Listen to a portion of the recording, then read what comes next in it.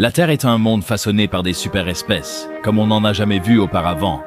Des plus petites larves fouisseuses qui creusent des tunnels invisibles sous la Terre, jusqu'aux titans imposants détenant un pouvoir réservé uniquement aux dieux. Ces êtres habitent la planète aux côtés de l'humanité, dans un monde naturel en perpétuel changement. À mesure que cet univers s'est étendu, nous avons été attirés toujours plus profondément dans des régions inexplorées, des écosystèmes oubliés et les vastes profondeurs de la Terre creuses elles-mêmes. À chaque nouvelle découverte apparaissent des créatures qui remettent en question la compréhension humaine de la nature, de la domination et de la survie. Et maintenant, avec l'arrivée de la saison 2 de Monarch, l'héritage des monstres, ce monde est sur le point de devenir encore plus vaste et bien plus dangereux. Et après l'ascension de Godzilla, l'humanité a eu du mal à évoluer et son impact a laissé des ondes à travers le tissu du monde. Nous allons donc explorer l'effet plus vaste de ces bêtes titanesques. Quels monstres familiers pourraient revenir sur le devant de la scène? Quelles formes de vie inédites restent à découvrir? Aujourd'hui, nous commençons à répondre à ces questions en examinant de manière approfondie chaque monstre apparaissant dans l'épisode 3 de la saison 2. Nous étudierons leur biologie, alimentation, comportement et leur rôle dans cet écosystème fragile de monstres. Nous avons un épisode supplémentaire classifié aujourd'hui, alors allons-y. N'oubliez pas de vous abonner pour rester à jour avec tous les nouveaux monstres révélés chaque semaine, ici même sur Dangerville. Jusqu'à présent, nous avons vu des créatures uniques de l'Axis Mundi, comme le sanglier roncier ou le dragon de fer. Et même sur l'île du Crâne, nous avons vu des bêtes terrifiantes comme la créature connue sous le nom de Ralian et le vautour psychopathe électrique. Mais peut-être le plus grand de tous est Titan X, El Grandios del Mar, le grand dieu de la mer. Et grâce aux villageois qui vénèrent cette créature, nous connaissons maintenant son vrai nom, Kai-Kai Velu, nommé d'après la déesse de l'océan du folklore de Chiloé, capable d'élever le niveau de la mer pour détruire et modifier la terre. Dans le Monsterverse, ce nom semble étrangement approprié. Ce titan a été réveillé au plus profond de l'Axis Mundi avant de plonger à travers le vortex immonde, émergeant à la surface dans ce qui semble être un voyage migratoire naturel. Où ce voyage mène reste incertain. À chaque nouvel épisode, le mystère entourant ce titan ne fait que grandir. Il s'impose déjà comme l'une des créatures les plus fascinantes du Monsterverse. Ce qui rend Kai-Kai particulièrement fascinant, c'est qu'il ne suit pas les schémas habituels que nous avons vus avec de nombreux titans. Des créatures comme Ghidorah ou le Scar King se comportent comme des forces de destruction, agressives, territoriales et ouvertement hostiles. Kai-Kai semble différent. Plus tôt dans la saison, nous avons vu des éclairs d'hostilité. Il a tué le chef de Monarch et a affronté les vaisseaux Monarch qui arrivaient, semblant se préparer à un débarquement. Mais l'épisode 3 révèle une autre facette de l'animal, après le dénouement dramatique de l'épisode 2. Lorsque le titan est sorti de l'océan, des nuées de scarabées ont commencé à se rassembler autour de lui. Keiko et Lee, pensant qu'une attaque était imminente, ont frappé l'un des crustacés. La réaction a été immédiate. Kai-Kai Velu se déchaîne, détruisant l'une des cabanes le long du rivage. Son corps bioluminescent émet des éclairs d'un rose vif, une démonstration d'avertissement éclatante et agressive.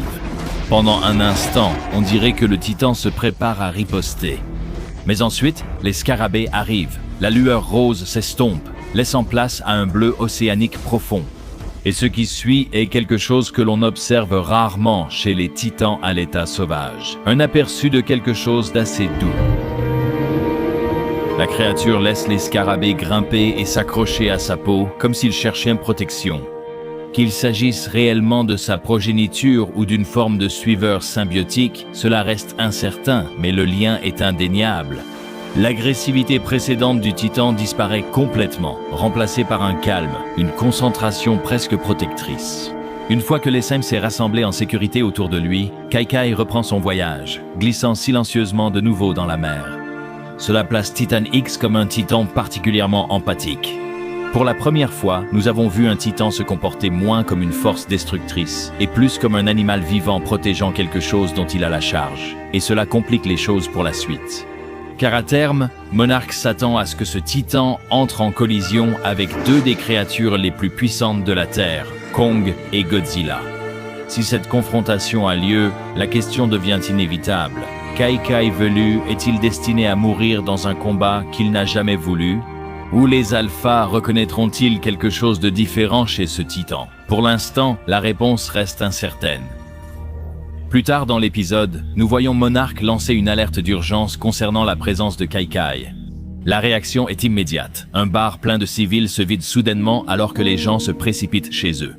La peur entourant les Titans est toujours bien réelle, et cette peur remonte à un seul moment de l'histoire moderne, le jour J.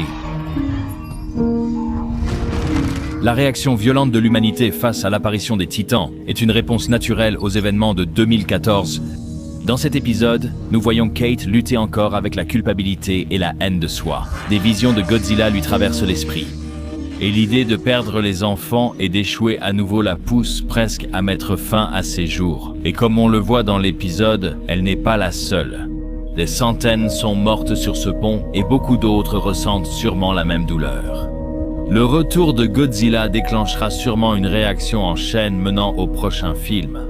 Que ce soit la construction de Largo, de Mechagodzilla ou de nouveaux abris pour les Titans, il est clair que l'humanité va améliorer sa préparation à la suite de l'arrivée du roi des monstres.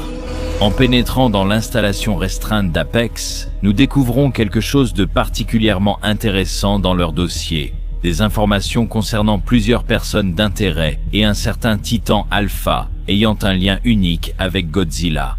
Lorsque MEI accède au dossier de suivi d'Apex, nous apercevons brièvement plusieurs fichiers classifiés.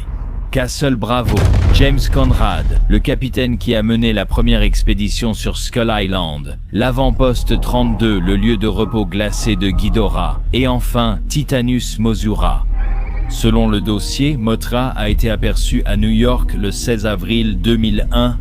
Et si cette information est exacte, cela change tout ce que nous pensions savoir sur la Reine des Monstres. Jusqu'à présent, le cycle de vie de Mothra semblait relativement clair.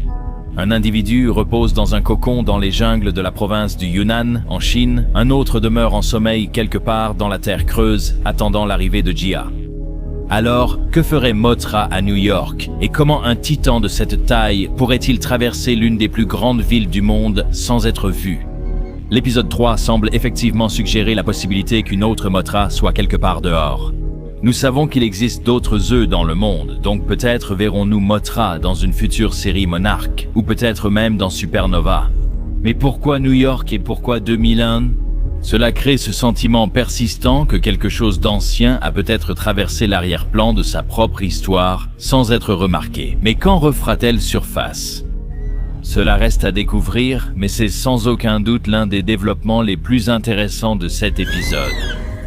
Maintenant, en examinant de plus près les dossiers Apex, nous voyons un autre dossier très intéressant appelé Monarque Rouge, daté du 10 septembre 1984. Cela pourrait en fait avoir d'énormes implications pour l'avenir de la série, car il a récemment été annoncé que Wyatt Russell reviendra dans un nouveau spin-off du Monsterverse se déroulant pendant la guerre froide. Cette série de thrillers d'espionnage suivra Lee Shaw lors d'une mission secrète derrière le rideau de fer. Pour empêcher les soviétiques de libérer un titan dangereux pouvant leur faire gagner la guerre froide. Ce qui rend le nom de Monarque Rouge encore plus intéressant, car la Russie est intrinsèquement liée à la couleur rouge, puisqu'il s'agit de la couleur internationale du socialisme et de la révolution communiste. Après la révolution de 1917, les bolcheviks ont utilisé cette couleur pour distinguer leurs forces, l'armée rouge, de l'armée blanche anticommuniste. Donc l'implication ici est évidente, Monarque Rouge pourrait être un équivalent soviétique de Monarque lui-même. Une organisation qui étudie les titans, mais avec un objectif très différent. Au lieu d'observer et de protéger l'ordre naturel, ils essaient peut-être de l'utiliser comme arme, dans le but de gagner la guerre froide. Et si c'est le cas, la question suivante devient inévitable. Quel titan essayait-il de contrôler? Eh bien, les rumeurs actuelles évoquent l'apparition de Tiamat dans le Monsterverse des comics Titan, déclassifiés. Il a été révélé que Tiamat a détruit un sous-marin russe pendant la guerre froide. Ce lien pourrait nous indiquer que Tiamat a été libéré par les Russes pour être utilisé comme une arme, quelque chose qui s'est retourné contre eux de façon spectaculaire. Cependant, la vérité reste enfouie. Il pourrait encore s'agir d'un autre titan qui n'a pas encore été découvert. C'est ça, la beauté du Monsterverse. De nouvelles créatures émergent des profondeurs pour remettre en question tout ce que nous pensions savoir sur ce monde étrange. Cela conclut l'exploration d'aujourd'hui des créatures rencontrées dans l'épisode 3 de Monarch, l'héritage des monstres, y compris ce qui pourrait apparaître plus tard dans la saison et même au-delà. Le Monsterverse continue de croître de façon exponentielle et nous découvrons de nouveaux titans remarquables qui remettent encore en question tout ce que nous pensons savoir sur ces monstres.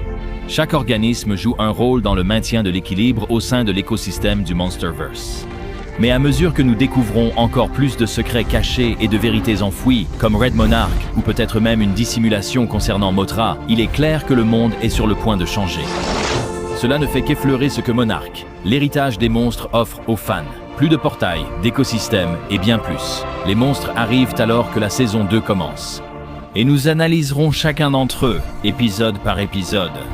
Alors, n'oubliez pas de vous abonner et d'activer la cloche de notification pour ne rien manquer de toutes les mises à jour de Monarch. N'hésitez pas à laisser un commentaire pour nous dire quel est votre monstre préféré. Je suis Alistair et on se retrouve, chers résidents, dans la prochaine vidéo.